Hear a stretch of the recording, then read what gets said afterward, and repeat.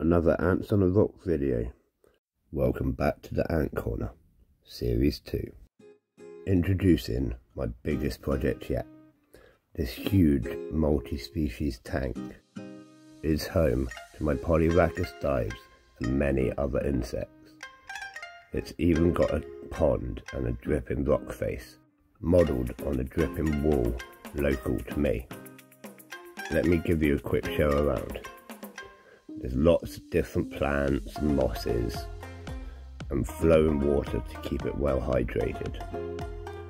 Different hides built in for different species to nest into and make their home. It's going to be so cool and interesting to watch this develop as time goes on and we add more and more species. I will give you updates once a fortnight on this tank alone. I do 4 videos every fortnight, so I'll make sure at least one of those videos will be just on this tank. So make sure you subscribe to this channel so you can keep up to date with its development and have your vote on how it goes and what goes into this tank. That's enough chatter. Let's get on and I'll show you how I built the tank to start with. It came to me like this. It had a nice layer of gravel in it and a few other bits already. So my first job was to get this gravel out and get it cleaned. Once I'd got the gravel out and given it a rinse, I also cleaned the glass. Then it was just a simple job of adding that gravel back in to form my drainage layer. The drainage layer is really important in a bioactive build. It helps keep the water away from the substrate instead of it forming a big sloppy mess in the bottom. It also helps with the filtering process. Now as I'm doing this, I'm shaping it to roughly how I want it. I leave this section in the corner empty, and that's the area I'm going to have my pond. And then I also clear this area out in the back. This was to aid in my plan of how to move my Polyrhachis Dives into the tank. You'll think I'm crazy, but I'll show you what I did. Next is a really important part, the separating layer. For this I'm really cheap. I just use a black bin liner that I've cut open and put the slots all the way in it with a knife. I simply score it over a cardboard box. It's really cheap, really easy, and it lasts really well because it doesn't biodegrade. I layer it out on top of the drainage layer, making sure that the sides come up. This is to stop the substrate leaking down the sides and again forming that soppy mess in the bottom of the drainage layer that we're trying to avoid. Next I wanted to install the pump for the water feature. I chose to do this behind the separating layer, simply for the fact that any water flowing into the drainage layer through the separator will also get into the pump this way. I've done lots of experimenting with this pump and the pond. I'm pretty sure I know how it's going to work out. I've already attached a piece of vinyl tubing that I'm going to run under some rocks and substrate to the desired location. You'll see how it looks in a minute. I think it looks really cool and it works quite well as well. As you can see, I had a little bit of a struggle getting the pump to sit exactly where I wanted it. But it did sit there in the end and I'm happy with the result. Next I proceeded to line the area of the pump with some of my larger rocks. This is to help form a barrier from the pond, which will help it dam up. You'll see what I mean in a minute. It also helps protect the pump and gives me access at a later point. This triangular rock I had already chosen out because it would sit quite nicely in the corner like this. My aim is, if any problem with the pump, all I need to do is pull out that rock and I've got full access to the pump with ease. Now the pump's installed and I've still got access to the vinyl tubing, I went in with my first layer of substrate. I chose to add some sand into the bottom of the pond. I'd actually done this before the layer of carbon, and you'll see why in a minute.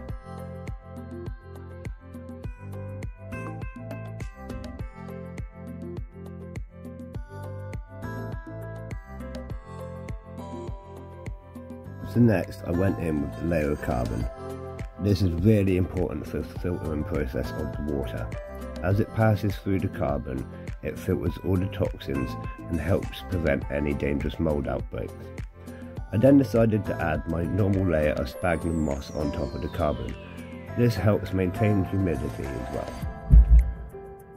Some small red rocks to help keep the carbon where I want it, followed by the first layer of substrate on top of the sphagnum moss. I made sure to keep the vinyl tube up and out of the way of the substrate as I added it. And then the all-important rock face needed to be added. Now I had already worked out roughly what was going to work, but I still had various shapes and sizes to choose from to make it fit and work perfectly. It took me a few minutes to get the sort of look that I liked. What do you think it looks like? Do you like it or not? Let me know in the comments below. I'd love to hear your opinions. So I decided to use these rocks to help me pin down the vinyl tube, going along the whole way and adding more and more rocks to the layers and the rock face as I go. This again helps build topography and variations and things that the insects will love to hide in. All of these little crevices will probably end up filled with different insects. I add more substrate as I go, filling in some of the voids to make sure that all the rocks sit nicely. Once I've got a nice rock wall built up and I'm really happy with the design, I decided to start again with the pond. So adding in this nice bit of driftwood, it looks like a gnarly piece of root, so I thought that would be a nice centerpiece in the middle of the pond. A few more rocks around it will be really cool. Next it was time to add the first of the plants. First I went in with some of my thornless blackberry bushes. I'll make sure the names are listed below as well, so if you're interested in buying them, you can probably find them online. These obviously will grow to fruit in the future, which will be really cool food for my insects. Self-sustaining is the main goal of this tank.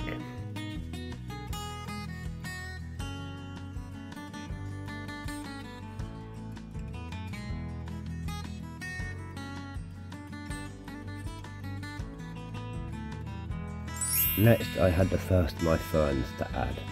Now I really can't pronounce the name of this, so I am going to list it below. It's a really nice pretty fern and I find they grow out really well. They look great in these terrariums. I add some more substrate in and around the plants to cover the roots and hold them in place. I then went in with this nice little mossy plant that I've been growing in a tank. I picked this up on the side of a path, believe it or not. I gave it a good rinse off and had it growing in one of my plant tanks. It really loves moisture, like really loves moisture, and it's grown almost out of control, so I've got plenty of it. I'm going to put it all around the box. This will help soak up some of the moisture and disperse a lot of the water. Also it helps keep the water well oxygenated, which is vital to healthy water in a bioactive terrarium. I took this opportunity to quickly give it a quick spray. This just helps all the plants stay hydrated and start to set their roots straight away. I decided to place back a thin layer of drainage layer with the gravel, and then it was time to start adding some water. It took a few bottles, we'll say that, but I added it in and kept adding it into the drainage layer. I wanted to make sure that this section wasn't going to flood when the pond fills up with water. Eventually it will soak through. I added a bit more gravel to keep adding more and more depth to the drainage layer. We don't want to get all the substrate really soggy. Adding some water straight into the back where the pump is helps fill the pond as well. We'll switch it on in a minute and see how it works. Next I put in the second side of the separating layer. Obviously it's the same as before, I've already cut the holes into it. Next I set about dismantling the tank with the Polyrhachis Dives already in. This was quite tricky and I've never actually done it before, but I managed to get that top section off, and then using a really sharp knife, and actually I didn't manage to cut myself, so I'm quite surprised. I went down, up and down the silicone until peeling it off I exposed the edges of the glass. It took a while, but eventually it did loosen up. I placed the tank inside the larger tank and placed substrate around the front but avoiding the edges of the tank. This is to help me build it up to the edge of the tank when I take away the glass panels, hopefully making a seamless connection. But wait, something I actually didn't anticipate.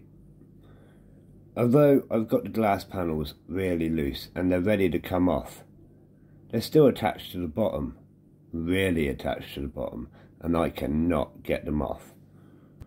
So, on to plan B. Plan B is scary. I really wasn't looking forward to plan B. But it actually turned out a lot easier than I was expecting. It went really well, in fact. So as always in my tropical terrariums, I start with a layer of sphagnum moss. This really helps the humidity stay. Then I added in the privet bush. This has been in a bioactive build where I had my stick insects, so that was really cool. You didn't get to see earlier, but I did also add a layer of carbon in as well. Adding in this large bit of driftwood I have will really make the tank seem seamless with what I already have.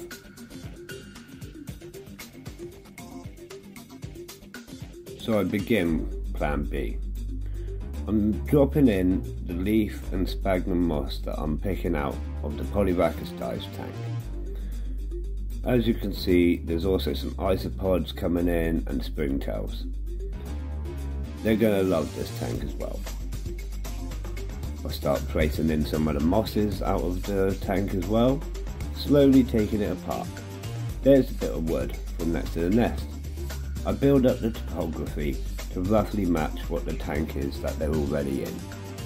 This should help with moving it straight across. Yes, straight across. I am crazy. There goes a bit of wood and some more sphagnum moss. Again, this helps with humidity, but they love using the sphagnum moss to weave into their nest, and obviously they're going to have to rebuild. There goes the next bit of wood. As you can see, I've tried this. I've placed a box in their outworld area with some food bits, and they are slowly going in there, and I'm managing to catch a few. So it's just a simple matter of picking up the box with some gloves on and shaking it into the tank. Hopefully this will be as easy as it is in my head. Next I pull out the large fern. This was to the right hand side of the nest, and I'm sure there's already ants on it. Put a little bit of substrate around it, make it all nicely rooted. Again, more substrate around the privet bush, building up that topography as I go. In I go with the plant from the left hand side. I'm not 100% sure what this plant is, but I've taken advice and I'll be putting a name here now. There's the box. We'll give that a little shake out. There we go, that's the first ants in the new home. Next, some more mosses, and as you can see, after removing the thermometer, I have exposed the weaver nest. This is silk that they have weaved with the larvae. It's so cool to finally see this, as it's been hidden under the thermometer and behind mosses ever since they've done it. Now for the scary bit, we're going to attempt to move the nest. First, I'm going to go in with the log. That was fairly easy. Next, the jug. This is the scary part, because this is where the nest really is. As you can see, there's already ants going nuts everywhere. 3, 2, 1, let's go. There it is. That's the jug with the nest attached. Move that into place with my tweezers, and as you can see, I am wearing protective gloves as well. Add a bit of substrate around it and some of the mosses out of the tank, and a quick final check to see if I've got them all. They are absolutely going nuts, climbing all over the glass. So I also take this opportunity to start adding a PTF barrier. This should help prevent any escapees. I'm also going to do a rubbing alcohol and talcum powder mix round the top of the tank, right round the rim, and in the corners, really thick in the corners, because they can climb the silicone regardless of the PTF. If you're doing a tank build like this, I would highly advise using a barrier like this. The advantages with the talcum powder is as it falls you can see the areas that they're trying to cross, and you can reapply as necessary. I will do a tutorial at some point on how to apply this barrier. Returning to the tank, I did find quite a few more ants, so I stuck them in the tub. Lots of isopods and springtails as well, with the mosses, so they went in as well. I'll find a suitable home and location for all of them, but it's mainly about moving the ants across right now. After a few more trips, I was quite confident that I had got pretty much all of them. This is what it looks like, a barren waste where there was once a thriving ecosystem. But it's for the better. As you can tell, this tank's much bigger, giving them plenty more space and room to grow. We're going to be adding in lots of different insects and different creatures. I can't wait to put them all in and see how they interact. Whether my Polyrhachis Dives eat them or not is another matter. This colony is polygamous, which means they can accept multiple queens. I actually have 3, and since their arrival a few months back, I've seen their numbers increase massively, which to me is a great sign that all 3 queens are laying healthily. This colony will continue to grow and more than likely take over the entire tank, eating everything else. I'm completely fine and happy with that, as that would be a natural process. And for me, this is just a massive learning process, as I would like to do bigger builds in the future if I can get hold of bigger tanks. Maybe even a master build one day, but we'll have to wait and see about that. Obviously, this isn't the finished product. There is going to be lots of different changes to the tank, and it's going to be an ongoing project. So, if you do feel like subscribing, now would be a great time to press that button. If you press the bell icon as well, you'll get a little notification whenever I release a video. Like I say, I'll be doing one of these videos every fortnight just on my tank. Now I'm placing these rocks around the edge of the pond. This is to help the substrate form sort of a barrier, help keep it in place. Otherwise, with running water, it will all get washed away. I then took this opportunity to add a few more bits of sphagnum moss and leaf litter. As these decay, they will provide a great food source for all the isopods and other critters in the tank. And there you have it, my biggest bioactive build ever. I hope you enjoyed watching me build this tank, and I hope you're going to join me as we journey into a voyage of discovery, adding more and more insects and seeing where this path takes us. I'm really happy with how it's turned out. It looks really good, and as the plants grow and proliferate, they're going to take over all the empty spaces and look really amazing and natural. The dripping rock face is styled on a local feature close to my home. Anybody local will recognise it from one of our well-used local walks. I'm going to leave you with some cool footage now and some nice music. I really hope you've enjoyed this video, and I hope you'll leave me a comment in the section below. See you again, ant fans.